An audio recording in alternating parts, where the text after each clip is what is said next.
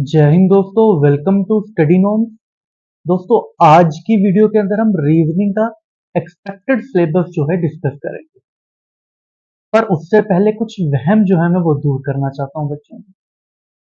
सबसे पहली चीज, सिर्फ जीएस पढ़ने से सिलेक्शन होगी नहीं होगी। जीएस को स्ट्रॉन्ग करने से सिलेक्शन होगी नहीं होगी। सारे के सारे सब्जेक्ट्स पढ़ने पड़ेंगे, प्रैक्टिस करनी पड़ेगी, तब जाके सिलेक्शन होगी। जिस एस्पिरेंट की सिलेक्शन होती है उससे पूछो, वो एक बराबर टाइम हर एक सब्जेक्ट को देता है। ऐसा नहीं है अगर जीएस आती है थोड़ी बहुत या अच्छी आती है तो मैं सिर्फ जीएस ही पढ़ता रहूं, नहीं, ऐसा नहीं होगा। स्टेट का एग्जाम होता है, सब कुछ अच्छा होना चाहिए फिर सिलेक्शन हो।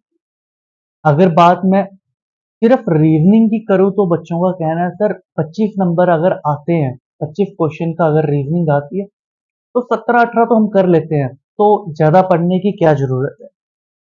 25 क्वेश्चन अगर आ रहे हैं ना दोस्त, 17 तुम नहीं कर पा रहे, 90% स्टूडेंट्स कर पा रहे हैं, तो क्या कंपीट कर रहे हो तुम? कुछ भी नहीं कर रहे यार तुम तो कंपीट।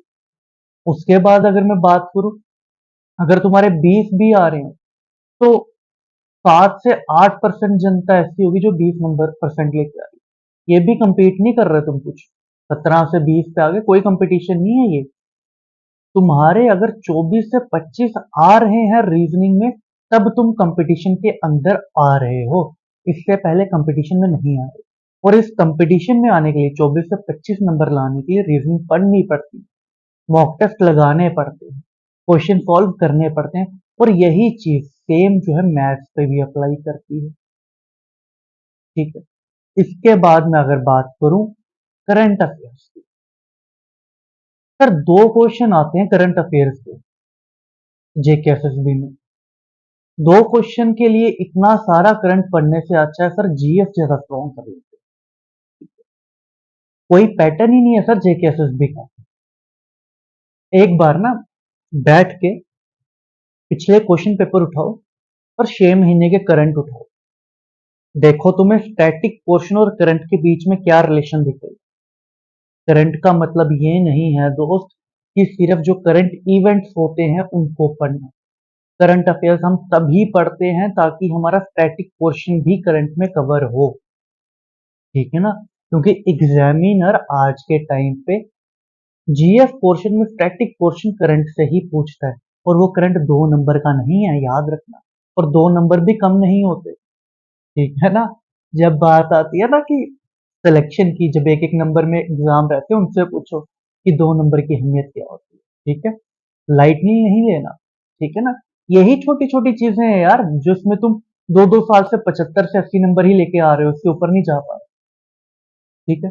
बाकी इस बारे में बात हम बाद में करेंगे कभी। अभी हम डिस्कस कर लेते हैं रीजनिंग का सिलेबस जेकेपी के लिए। देखो, रीजनिंग का सिलेबस ऐसा है ना, पूरी रीजनिंग पढ़नी पड़ती है एग्जाम के लिए। पर फिर भी मैं कुछ टॉपिक्स चुन के आपके लिए लेके आया हूं जो करंटली जेकेएसएसबी के फेवरेट है। सिलेबस में चाहे ये टॉपिक हो या ना हो, जेकेएसएसबी जरूर पूछता है। अब कुछ टॉपिक्स ऐसे भी हैं जो जेकेएसएसबी काफी टाइम से नहीं पूछ रहा, पर हमें पढ़ना है, क्योंकि जेकेएसएसबी एसएससी को बहुत जोरों से फॉलो कर रहा है और आने वाले टाइम पे वो उस तरह के ही क्वेश्चन पूछेगा अच्छे लेवल के। और जो टॉपिक्स नहीं भी आ रहे उनकी तरफ भी जाएगा।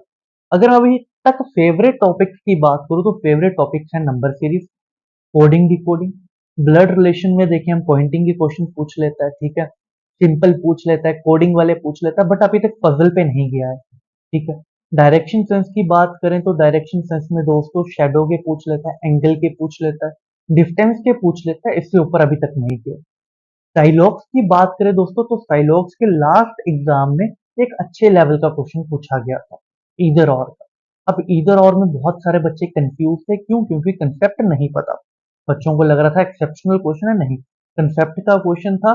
बट आपने बिल्कुल सिंपल तरीके से अगर आपने साइलॉक्स पढ़ा है तो वो आप कभी नहीं पढ़ पाओ, कभी समझ ही नहीं पाओगे।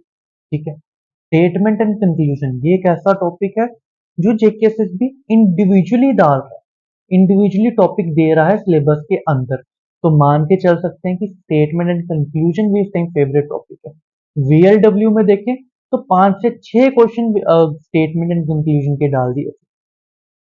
Fitting arrangement, Venn diagram, paper folding and cutting, figure series. अब इसके अलावा कुछ टॉपिक्स ऐसे भी हैं जो हमें पढ़ना तो सब कुछ है, जो मेनली जिन पे फोकस करना है। इसके बाद हमें फोकस करना है फिगर काउंटिंग पे। फिगर काउंटिंग के बाद दोस्तों हमें फोकस करना है डिसीजन मेकिंग।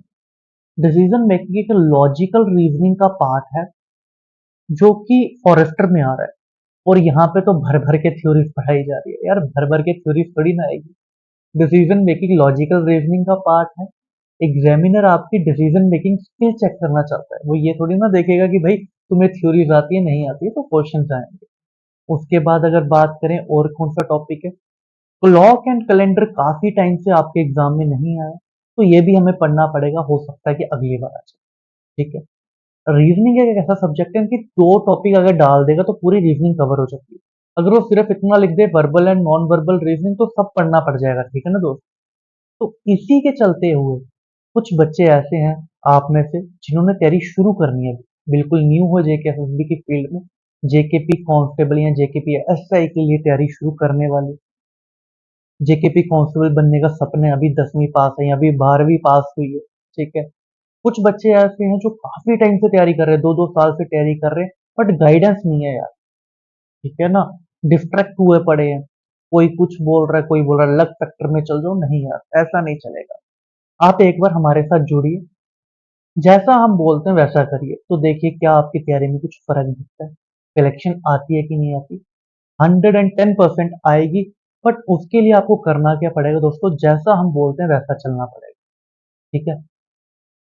कुछ चीजें माननी पड़ेंगी, अभी कुछ चीजें एक्यूरेसी बढ़ानी पड़ेगी। तो इन सभी के लिए दोस्तों हम आपके लिए एक बैच लेके आ रहे हैं, वो है जेकेपी कांस्टेबल का बैच, जिसका लिंक आपको डिस्क्रिप्शन में मिल जाएगा।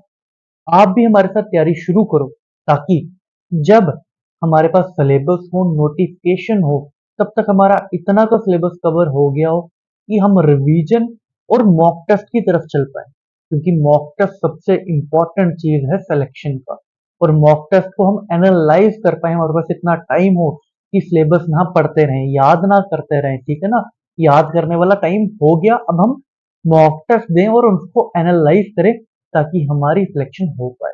तो इसी के लिए जेकेपी कांस्टेबल का बैच ज्वाइन करिए। जीएस में आपको रेमो सर पढ़ाएंगे, रीजनिंग मैं पढ़ाऊंगा, करंट मैं पढ़ाऊंगा, मैथ्स के लिए एक सर हैं वो आपको मैथ्स पढ़ाएंगे। तो साथ मिलके चलेंगे और इस बार जेकेपी कांस्टेबल को फोड़ेंगे। ठीक है ना, सिलेक्शन लेके आएंगे। तो इस वीडियो के लिए इतना, अगली वीडियो के लिए दो इजाजत। Thank you so much. जय हिंद।